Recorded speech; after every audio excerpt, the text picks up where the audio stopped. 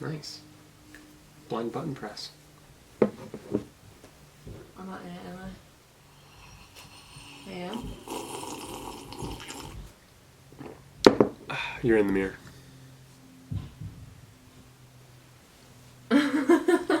Hey guys, and welcome back to Top Cheddar Sports. It is Monday, and we are still talking playoff baseball here at Top Cheddar. I'm wearing a Red Sox shirt to prove that I am unbiased towards any team in the playoffs whatsoever. I'm Spencer, and let us just get underway. So a week ago today, when I did the last video, every single division series could have been decided that night. And what happened instead was best case scenario for baseball fans. So in the Cardinals-Braves game, the Cardinals forced a game 5 by winning 5-4 in extra innings. Yadier Molina got the game-tying hit in the 8th, then the game-winning sacrifice fly in the bottom of the 10th.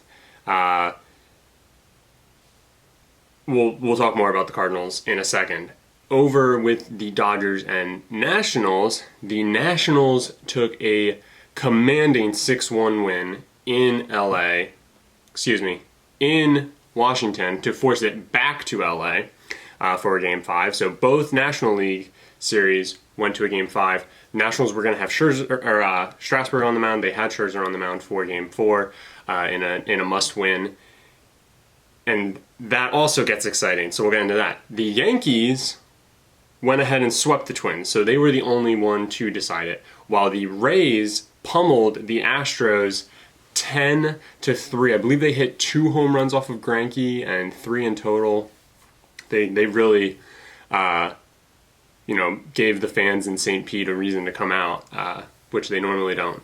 So they forced Game 4 at the very least in St. Pete, which they went on to win. So they were going to force a Game 5. Verlander pitches on short rest for the Astros, and they jump out to an early 4-0 lead. Astros weren't able to come back from that. They lose 4-1. So they force a Game 5 for the other ALDS series. Now, next day, we're back to the NLDS and all the action going on there. So, Cardinals, Braves. In Atlanta, Cardinals jump out to a early 10-0. Woo! 10-0 lead. They pile on 3 more in the next 2 innings to take a 13-0 lead. They go on to win that game 13-1. Flaherty pitched amazing. Fulte, not so amazing. So, MVP of that NLDS would have to be Jack Flaherty. And really the Cardinals starting pitching in general, they did a great job to keep the Cardinals in every single game.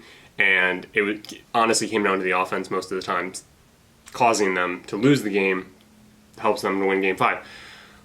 Dodgers Nationals, Strasburg on the mound, Game 5. This is his moment, and boy oh boy, did this also deliver. So he falls to an early 3-0 deficit. Dodgers looking like, hey, this is our game to win. Game 5, we're taking it. We're going to the NLCS. But hold on just a second. Let us bring in Clayton Kershaw for no reason.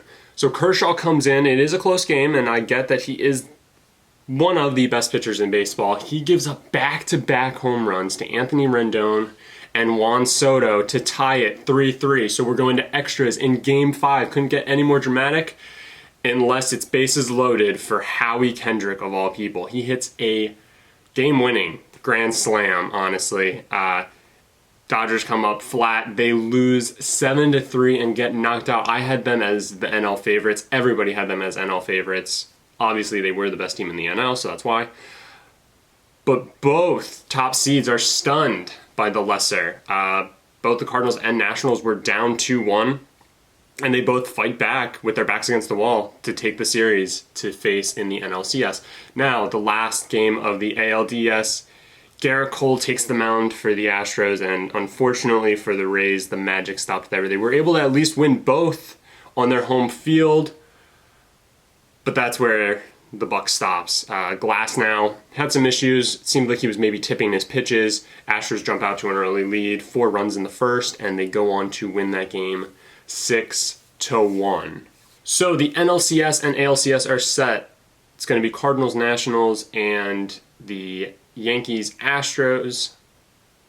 So we've had 2 games played for each series so far. So I'm going to kind of give a quick rundown as to what has happened, what we can expect, and I'm going to go ahead and give early MVPs for the series. So for the NLCS, the Nationals go on to win the first game 2-0, but what was most notable about this game was the fact that Anibal Sanchez had 7 and I believe 2/3 innings of no-hit baseball.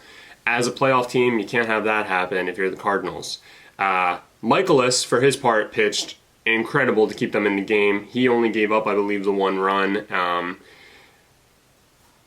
But that was honestly enough for the Nationals behind Sanchez's awesome performance and the fact that he was able to quiet all of the Cardinals' bats, especially coming off of that 10-run first inning in the NLDS. Game 2, similar fate because Max Scherzer takes the mound, and I believe he twirls 6 innings of no-hit baseball. So the Cardinals' bats have just been quieted this entire series so far while in St. Louis. So that's not a good look for the Cardinals.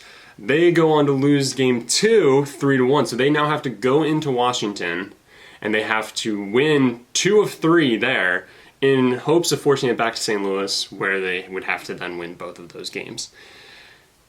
So, MVP so far of the NLCS. I'm going to give it to Anibal Sanchez, assuming that he pitches Game 5 and pitches another gem. That's the game that he would be slotted for, if it's even needed at this point. If it's not Sanchez, I would give it to Adam Eaton. He's been very clutch. He's delivered 2 RBI doubles that kind of put the game out of reach. He had a 2 RBI double in Game 2 to make it 3-0. And then when the Cardinals scored a run, it kept them still yet out of the game. And in Game 1, he also had believe he was the go-ahead run when he hit he was an insurance run when he hit a leadoff triple. So, keys for the Cardinals, if they really want to try and get back in this, they got to take 2 from Strasburg, Corbin, or Sanchez. So it's not looking too good. In the ALCS, the Yankees pile on in Game 1. They win a commanding 7-0, and Zach Greinke has just not looked good so far this playoffs. But the rest of that pitching stuff is very good. You've got Verlander, you've got Cole, you've got insert name of guy who's going to start Game 4, followed by Greinke, Verlander, Cole. So Game 2 should be different. But they get off to an early lead, the Astros, 1-0, and then Aaron Judge hits a monster 2-run home run off of Verlander to give the Yankees the lead. And honestly, people are starting to get excited because if the Yankees can take 2 in Houston, I think the Astros would have a harder time going to New York and trying to take 2 of 3 than the Cardinals should have going to Washington. So, keeping that in mind, Astros fight back. They tie it in the bottom of the 5th, so we're going into extras. This was an amazing pitching matchup, back and forth this entire game. Really not a whole lot of offense like in the first. And it goes to the 11th when Carlos Correa comes up and hits a game-winning walk-off home run. Incredible home run. It gave me chills watching it.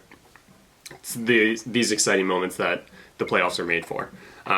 So if I have to go ahead and give an MVP right now to one of the Astros or the Yankees, seeing as the series is tied, I'm going to go ahead and give it to either Carlos Correa or Aaron Judge for some of their clutch hits. Gleyber Torres would also be a good choice for the Yankees, as he has had a great, honestly, postseason to this point. Garrett Cole would obviously be a good choice for the Astros. However, he has yet to pitch. He will be on the mound for Game 3. So tonight is Game 3 of the NLCS. Tomorrow will be Game 3 of the ALCS and Game 4 of the NLCS, so on and so forth. So the World Series could be decided by the time we meet next week. So that'll do it for Top Cheddar this week. Let me know what you guys think. Let me know what you thought of the NLDS, ALDS, and the outcomes there. Were you surprised that the Yankees swept? Were you surprised that the Astros couldn't? And let me know what you think is going to be the World Series matchup. As of right now, it's looking to me like it's going to be the Nationals, because they should honestly be able to finish off the Cardinals with how poorly the Cardinals have played. And I'm going to take the Yankees now in the AL. They've got 3 games coming up in the Bronx. As long as they win 2, they've shown their ability to go into Houston and win. So that's where I'm going to stand. Based off what I've seen thus far, let me know what you guys think. Leave a like, leave a comment. Don't forget to subscribe to the channel if you haven't already. Brett will be at you tomorrow with some basketball.